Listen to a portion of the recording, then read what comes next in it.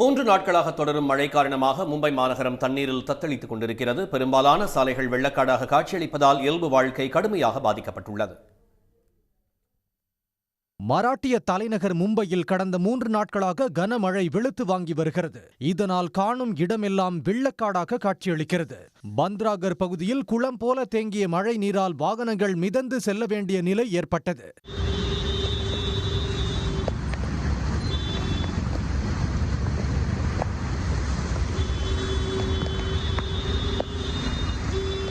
மும்பையின் செம்பூர் பகுதியில் கனமழை காரணமாக போக்குவரத்து முடங்கியுள்ள நிலையில் வீடுகளுக்கு உள்ளேயும் மழைநீர் புகுந்ததால் மக்கள் தவித்து வருகின்றனர். அங்கிருந்த வீட்டின் சுவர் சரிந்து விழுந்த வீடியோ காட்சிகள் வெளியாகியுள்ளன.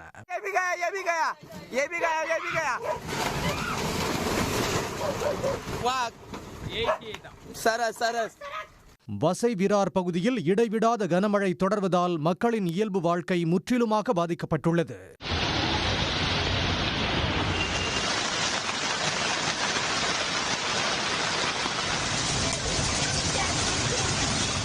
பார்லி பகுதியில் தொடர் மழை காரணமாக வாகன ஓட்டிகள் முகப்பு விளக்குகளை எரியவிட்டபடி செல்லும் நிலை ஏற்பட்டது.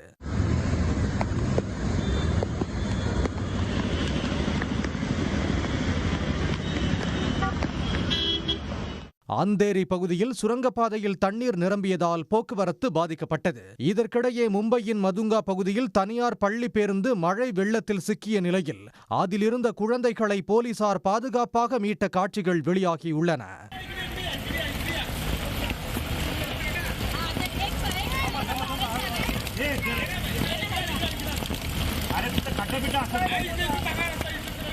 கனமழை தொடர்வதால் மும்பை மற்றும் சுற்றுவட்டார பகுதிகளில் உள்ள பள்ளி கல்லூரிகளுக்கு விடுமுறை அறிவிக்கப்பட்டுள்ளது.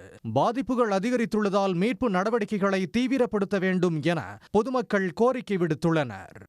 உடனுக்குடன் செய்திகளை தெரிந்து கொள்ள சன் நியூஸ் பெல் ஐகானை கிளிக் பண்ணுங்க.